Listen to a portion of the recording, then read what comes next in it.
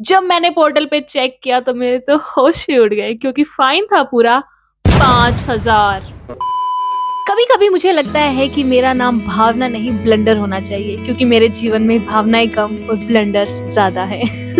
So hello everyone and welcome to my channel and this is episode 1 of blunder Bhavna. तो guys, आज का blunder कुछ इस प्रकार है कि मैं फीस देने में थोड़ा लेट हो गई थी क्योंकि ऑब्वियसली कुछ इमरजेंसी हो गई थी। तो मुझे लगा कि फीस थोड़ा लेट सबमिट कर देंगे, 1 हफ्ते बाद 2 हफ्ते बाद क्या ही हो जाएगा, कितना ही फाइन आएगा, 100 200 500 1000 फाइन तो इतना ही होता है। लेकिन मैंने 1 महीने बाद पोर्टल पे चेक किया और मैंने फाइन देखा सीधा 5,000। जी हाँ, आपकी तरह मुझे भी शौक लगा तो मैंने 2-3 बार चेक करने की कोशिश की। मुझे लगा शायद मैंने 1 जीरो एक्स्ट्रा गिन लिया है, शायद ₹500 फाइन होगा, लेकिन नहीं, फाइन था पूरा 5,000। उस फाइन को हटाने के लिए, उस फाइन को कम करने के लिए मैंने कितने पापड़ बेले वो सिर्फ मुझे पता है, और मैं चाहती हूँ कि आप लोग वो पापड़ ना बेलें, इसलिए आज मैंने ये व्लॉग बनाया। तो अगर आप भी फीस देने में लेट हो गए और आपके ऊपर भी अच्छा खासा फाइन आ गया तो उसे कैसे कम कराना है या रिमूव करना है, लेट्स वॉच। तो सबसे पहले आपको फाइन रिमूवल की एप्लीकेशन लिखनी है। उसके बाद आपको उसको अपने HOD हेड ऑफ डिपार्टमेंट से अप्रूव कराना है। इसके बाद आपको जाना है VC के पास। फिर VC आपकी फाइन को पढ़ेंगे, उसको अप्रूव करेंगे, उसके ऊपर अपनी स्टैम्प देंगे। स्टैम्प के बाद फिर वो एप्लीकेशन दोबारा से आपके HOD के पास जाएगी।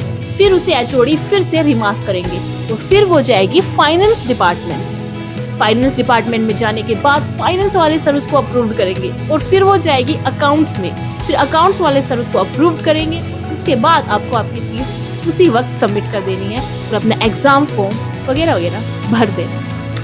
तो ये काफ़ी बड़ा और काफ़ी ही हेक्टिक प्रोसेस है, और ये प्रोसेस और भी ज़्यादा हेक्टिक हो गया जब ये मेरे साथ हुआ, क्योंकि मुझे लगा 1-2 दिन के अंदर ये सारा प्रोसेस हो जाएगा, लेकिन मुझे कोई बताने वाला नहीं था गाइस। लेकिन आपको बताने के लिए मैं हूँ, और मैं नहीं चाहती कि आप लोग भी मेरी तरह सफ़र करो। इस चक्कर में मेरे 2-3 हफ्ते प्रॉपर ख़राब हो गए, क्योंकि ना हमें किसी ने बताया, किसी प्रोफेसर ने, कि बेटा ऐसे करो, यहाँ जाना है वहाँ जाना है। सब कुछ मैंने अपने हिसाब से किया, अपने दिमाग से किया। फर्स्ट टाइम था वैसे भी कि मेरा, कि मैं फीस सबमिट करने में थोड़ा लेट हो गई। इसके पहले का मेरा रिकॉर्ड एकदम क्लीन है, लेकिन सरकारी यूनिवर्सिटी को इससे कोई फर्क नहीं पड़ता कि आपका पुराना रिकॉर्ड कैसा है। अगर इस बार आपने लेट किया है तो वो आपके इसी मार्क्स को देखेंगे। तो काफी टाइम लगा मुझे ये सब करते करते करते, और फाइनली 2-3 हफ्तों बाद मेरा फाइन का सॉल्यूशन हो गया। और मुझे फाइनेंस वाले सर ने बताया कि बेटा, आपको कंसेशन के लिए आपको तो फाइन रिमूवल की फीस डालनी चाहिए, क्योंकि ऑब्वियसली जो मैंने उनको रीजंस बताए तो उन्होंने बोला कि आप फाइन रिमूवल की एप्लीकेशन डालो। तो मैंने फाइन रिमूवल की एप्लीकेशन डाली तो मेरा फाइन हट गया। तो ऐसे अगर आपकी फीस पर भी फाइन आ जाता है, पहले तो कोशिश करोगे यार दे ही दो कि इन सब पछड़ों से आप मुक्त हो जाओ और आपको ये सब करने की जरूरत ही ना पड़े, इतने चक्कर काटने की जरूरत ना पड़े, क्योंकि एडमिन वाले, ऑफिस वालों आपके इतने चक्कर कटवाएंगे। लेकिन अब मैंने आपको प्रोसेस बता दिया तो आपको चक्कर काटने की जरूरत नहीं पड़ेगी और आपको किसी से पूछने की भी जरूरत नहीं पड़ेगी। ऑब्वियसली इसके कितने सारे स्टेप्स हैं। पहले HOD सर, फिर VC ऑफिस, फिर VC से फिर HOD ऑफिस, फिर फाइनेंस डिपार्टमेंट, फिर अकाउंट्स डिपार्टमेंट, और उसके बाद ऑनलाइन पोर्टल पे अपना फी सबमिट कर दीजिए।